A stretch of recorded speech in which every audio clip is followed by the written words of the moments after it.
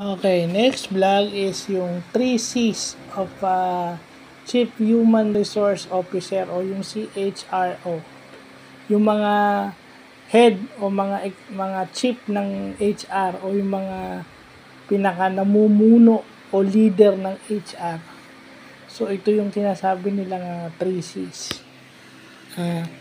Yung unang C is courage. Dapat matapang ka, marami kang makakaaway dyan, no? Maraming aayaw sa'yo dyan, maraming mag-o-oppose sa'yo dyan.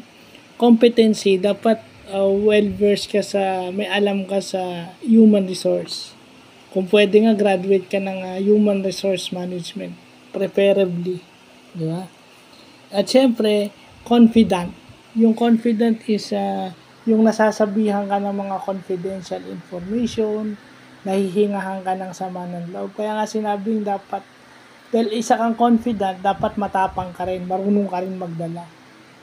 Kasi tumatanggap ka ng stress ng iba, so dapat nahahandle mo yung stress mo sa sarili mo ng maayos. Hindi ka pwedeng tumanggap ng stress ng iba kung ikaw mismo hindi maayos.